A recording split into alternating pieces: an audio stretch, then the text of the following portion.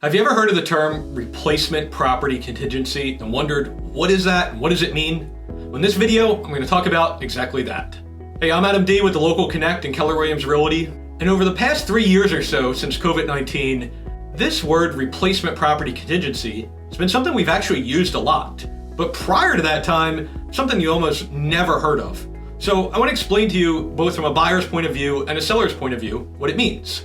So I get this question more frequently from buyers because they'll be looking at a listing online and it'll say that the sale is contingent upon the seller finding a suitable replacement property. And what that means is that ordinarily they want the buyer to make an offer, sign a contract, and the buyer to be committed to the property, do their inspections, leave a deposit, everything that a buyer needs to do, proceed with their mortgage, and yet the seller wants the ability to cancel the deal if they don't find a suitable replacement property or a place to move to if they're living in the house. And from the seller's point of view, what the seller's thinking about is, hey, I really need to sell my house in order to buy my next house, but I also don't want to be homeless if I do sell it and I don't find anywhere to go. So this started because a lot of sellers were, really worried about that and wanted to make sure they had a place to move to. So it's become really commonplace over the last few years to have this replacement property contingency.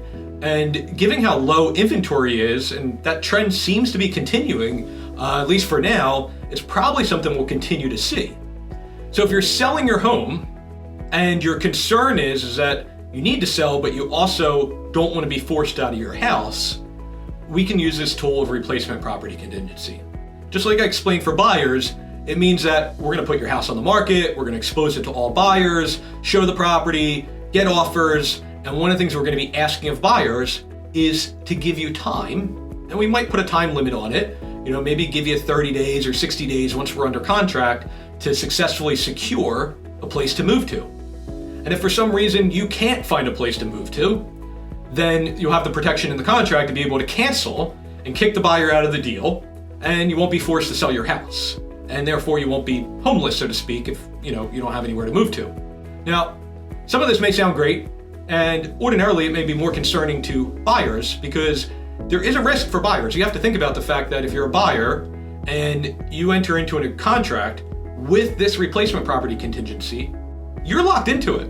And there's a chance that you may miss other houses on the market while your deposit's tied up and you're doing your inspections and etc. on this particular house. And if for whatever reason, the seller, despite their best efforts, can't find a place to move to, and they cancel the contract 30 days later, well, you may feel disappointed, right? Because you missed out on something and it's just delayed your timeline so much further. So I've done a lot of these, and more often than not, they do actually work out just fine. But if you're a buyer, you really need to be understanding of the risks that, you could actually invest some money into a property on your inspections, right? And, not get that back and get kicked out of the deal. So I hope you found this video helpful.